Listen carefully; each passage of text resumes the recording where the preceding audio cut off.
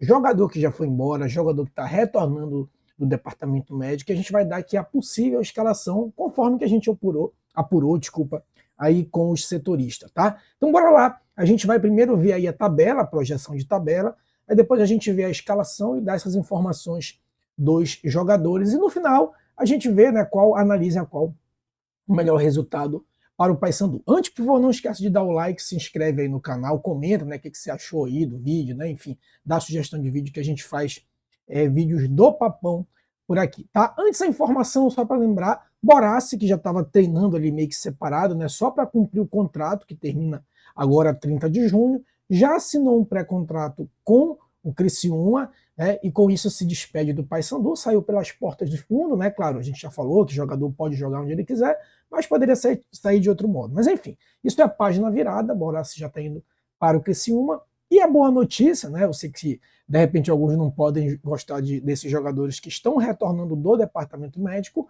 Brian, Ramon Martinez e Quintana estão voltando do departamento médico, e vocês gostem ou não, a gente goste ou não, não deixa de ser mais jogadores disponíveis para aí um eventual esquema. Então essas são as informações, vamos lá agora olhar possivelmente como seria, né, a escalação do Paysandu, depois a gente volta para cima. Não, vamos fazer o seguinte, vamos simular a tabela primeiro, a gente faz aquela nossa simulação que a gente sempre faz de pré-jogo, e aí depois a gente vai para nossa, depois a gente vai para nossa possível escalação, tá? Bora lá, vamos fazer aquela nossa simulação, né? E a gente sempre faz, como vocês veem, a gente sempre faz a simulação, vamos dizer assim, da lógica, depois a gente faz uma simulação otimista. Então, bora lá. O que não interessa pra gente, a gente coloca 1-0 para o visitante, né? Aqui, Atlético Goianiense e Volta Redonda não só interessa pra gente, como é o visitante, então vamos colocar assim uma média de lógica, né? Avaí e Cap, eu não vou cravar nada, né? Então, vou deixar, Amazonas e Vila Nova, né? Bem, pela lógica, o visitante venceria, mas o Vila Nova se reforçou muito, investiu bastante, e o Amazonas está ladeira abaixo. Como o Amazonas não tem uma torcida igual a nossa, né? Enfim, lota, isso é um diferencial, então meio que é um campo neutro ali. Pela lógica, eu vou botar aqui aquele placar de sempre da Série B, que ou é 0-0 ou é 1-1, né? É o placar oficial ali da Série B, tá? Ferroviária e CRB não interessa pra gente, a gente que achou que a Ferroviária ia brigar lá embaixo com a gente, né? Se enganou. E aqui não só é a lógica como interessa pra gente. Bora colocar o placar mínimo aqui 1-0 do Goiás contra o Atlético. E aqui no nosso clássico, né? Vamos colocar a lógica, e a lógica sobretudo de reparo, a gente já vai falar para quem interessa mais o empate, quem não interessa. A lógica, pessoal, em um clássico, eu lamento informar, é os times não se colocar à exposição. Então, o placar mais lógico aqui de um clássico é um 0-0, é um 1-1, feliz ou infelizmente. Claro que a gente não vai torcer para isso, mas primeiro a gente está fazendo aqui uma rodada de lógica sem surpresas, né? Operário e Novo Horizontino não interessa pra gente, eu até acho que o Novo Horizontino daria trabalho, mas não interessa, vou botar a lógica do dentro de casa. Então, outro aqui que interessa pra gente, América e Criciúma, que eu nem sei mais se o Criciúma é o nosso concorrente nesse momento, porque ó, Criciúma já pegou o elevador, foi lá para cima, mas ele não deixa de estar só a 5 pontos da zona da confusão, então sim, ainda é nosso concorrente, e eu vou colocando a lógica, a gente vai botar aqui 1-0 para quem joga dentro. Botafogo e Chapecoense, né? Chapecoense começou a brigar lá em cima, mas assim, galera, o time do Botafogo, ele veio jogar contra a gente, ele se retrancou, mas não é um time bobo não, viu? Ele tem ali o Leandro Maciel, tem o Jesus ali, né? Tem uma galera ali. Então, já que a gente está falando de lógica, apesar da Chapecoense estar lá em cima, eu vou colocar aqui 1-0, tá? E ele vinha de bons resultados, tá? A gente só ganhou ele, galera. A gente só ganhou por conta da nossa torcida, pressão, tá? Mas eles venceram o CRB, eles venceram o Furacão lá dentro, empataram com o Curitiba. Esse time aqui não é bobo, não, viu? Tomara que eles não sejam aquele time que engana e depois se desgarra da parte de baixo. Tomara. Mas enfim, como a gente está aqui pela lógica, esse aqui seria a lógica. E infelizmente, pessoal, a gente vai ter que ter um pouquinho de paciência. Porque a gente não vai ser 2, 3 rodadas que a gente vai sair da zona de rebaixamento. Vocês podem observar por aqui que, pela lógica, a gente sequer sai da última posição, né? Mas o que é mais importante? Lembra aquilo que a gente conversou? é não deixar a pontuação de quem está fora desgarrar muito. A gente estava com a diferença de 4, com essa simulação, a pontuação desgarra aqui para 5. Ok, subiu um pontinho, tudo bem, mas a gente, apesar da rivalidade, clássico é clássico, falando de lógica, o rival está brigando na parte de cima e a gente na parte de baixo. E a gente sabe que eles têm contratações com maiores pesos, está com um time mais reforçado. Apesar do nosso clubismo, a gente não pode negar isso. Isso a gente está falando na razão. Claro que de torcedor, eu quero que seja goleada 10-0 para o Paysandu, né? Então, aqui a gente não deixa de desgarrar muito, e lembrando que o Botafogo, que é o primeiro time de fora, ele joga depois fora de casa e a gente vai jogar dentro contra a Rodoviária. Então, essa diferença de 5 pode cair para 2 na próxima rodada, né? Então, é isso que a gente tem que pensar, em somar ponto e sempre estar olhando ali o próximo adversário da tabela. Então, essa simulação aqui não é de todo ruim, né? Agora, bora fazer o seguinte, bora zerar e vamos para a simulação agora otimista. Simulação otimista, Vila Nova ganha, o Amazonas. Outra simulação otimista, o Volta Redonda, o Botafogo. Eu não vou botar nem derrota. Não, tá, já que a gente está no otimista, eu vou botar a derrota. Aí é o super otimismo, né? Que todo mundo que está acima da gente perde. Até porque só quem joga em casa é o Botafogo e o Amazonas. Então, todo mundo perdendo e a gente ganhando, que seria uma simulação otimista, veja que mesmo com um super otimismo, a gente sequer sai da zona de rebaixamento, né? Então, por isso que a gente tem que ter paciência, a torcida vai ter que ter paciência, né? Ainda que a gente, Deus o livre, perca, lembra da nossa meta? 3 jogos, que eram 3 jogos em casa, de 9 pontos, a gente teria que fazer em média de 7. Tá? Mas se a gente fizer 6, não é problema também. Porque a nossa meta real não é 50% nesse momento, depois a gente pensa em brigar mais em cima. Então, dos 9 pontos, se Deus o livre a gente perder o clássico, que não é o que eu creio, né, mas a gente está aqui só tentando trazer um racional, a gente é obrigado a ganhar contra a Ferroviária, e de 9 pontos a gente abocanha 6 acima da média de 50%. Né? Então, mas indo pela simulação otimista, vocês veem que a gente ainda assim não sai da zona da confusão, mas fica ali na biqueira para, se Deus quiser, sair contra a Ferroviária. Agora, claro, né, pessoal, essa última simulação aqui é uma simulação muito otimista. Vamos lá ver como é que está escalado o Paysandu, depois a gente pensa, né, como é que seria aqui esse resultado, né? Vamos fazer assim, ó, a gente já fica logo aqui com essa análise, tá? Depois a gente vai para a escalação. A gente fica aqui nessa análise. Quem é pior, né? Para quem é pior empatar? Para Remo, para o Paysandu? Eu entendo que é um jogo em que, claro, a gente quer sair da zona da confusão, quer. A gente está em último, sim. Mas lembra que a gente tem que pensar a longo prazo. Eu sei que repar tem toda uma mística e tal, mas pensando racionalmente, o empate para a gente é melhor do que para o rival. E eu vou mostrar isso aqui na tabela para ti, olha só. Por que o empate para a gente é melhor do que o rival? Olha aqui, presta atenção. Nós, apesar de estar lá embaixo, né, lembra que a briga deles, por enquanto, é em cima e a nossa embaixo. Como torcedor, a gente sempre acredita que isso vai ter uma reviravolta, o Paysandu vai ganhar 4 seguidas e isso vai mudar. Mas, por enquanto, a briga deles é em cima e a nossa briga é embaixo.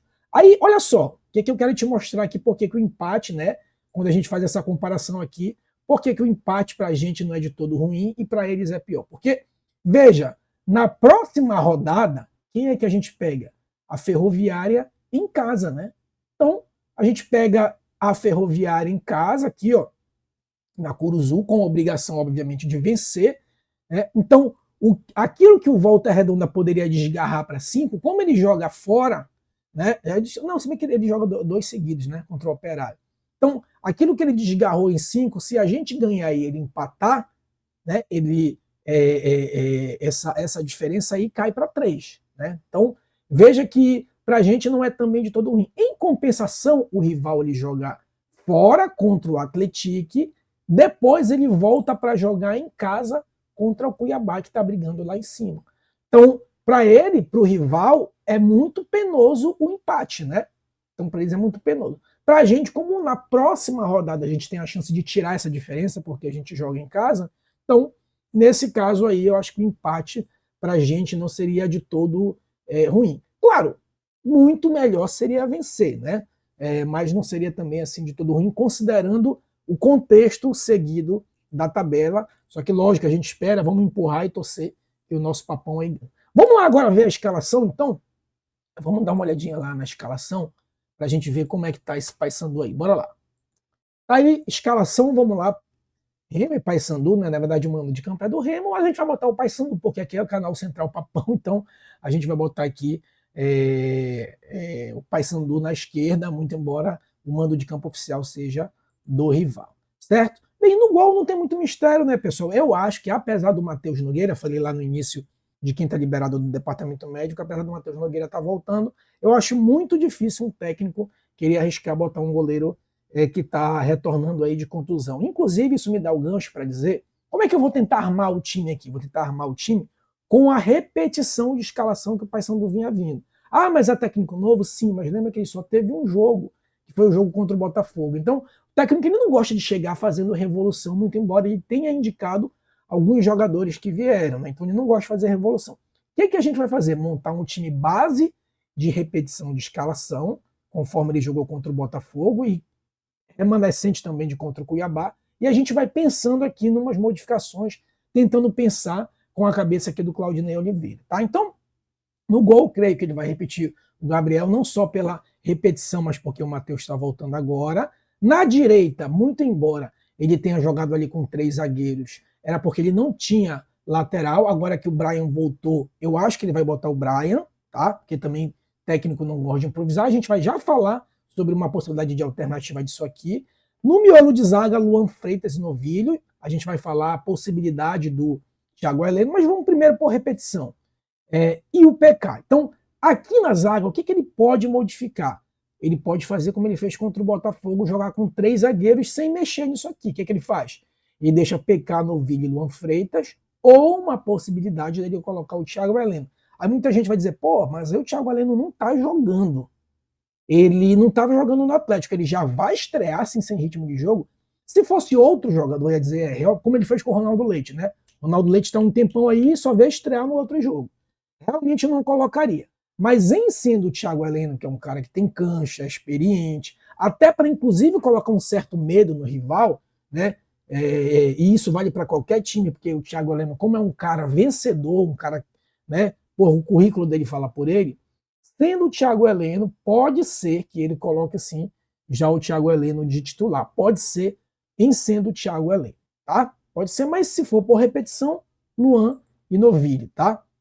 O meio de campo também é outra coisa que pode dar uma alternativa, eu vou já dizer como é que isso pode dar uma alternativa. Mas em termos de repetição, Vilela, Ronaldo Henrique e o Matheus Vargas como nosso 10. No ataque, Rossi pela direita, né? Isso aqui não tem discussão. Pela esquerda, se ele repetir, vai ser o Marlon como um ala, e no comando de ataque Benítez. Se ele fizer isso aqui, pode ser que ele faça que nem o Botafogo. Bote 3 zagueiros, dessa vez com o PK, né? Deixa o Brian de ala, o Marlon de outro ala, e aí Benítez e Rossi lá no ataque, fazendo uma espécie aí de 3-5-2, né? Então, Novilho, Luan Freitas e PK como 3 zagueiros, os 2 alas Brian e Marlon, e os 3 ali, Vilela, Ronaldo Henrique, com Vargas com mais liberdade, e os 2 lá, espetados na frente, Benítez e Rossi. Pode ser que ele faça isso.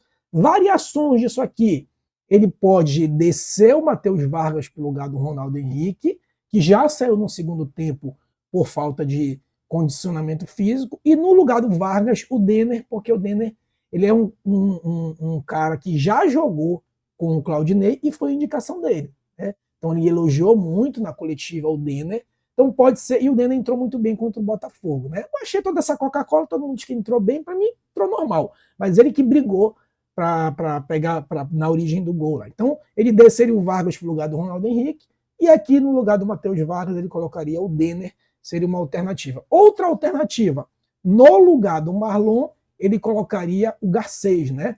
O Garcês que estava lá no Juventude, é um cara que jogou muito pelo Avaí ano passado, então pode ser que ele coloque o Maurício Garcês aqui e mantenha, e no lugar do Benítez pode ser que ele coloque o Diogo Oliveira, né? O Diogo Oliveira entrou no final e o Diogo Oliveira ele veio para ser titular. Como o Benítez já está muito tempo sem marcar, muito embora tenha muita minutagem, pode ser que ele mude. Mas repare que todas essas mudanças que eu estou falando, é muito raro de um técnico fazer isso. Olha só o que ele tinha que fazer.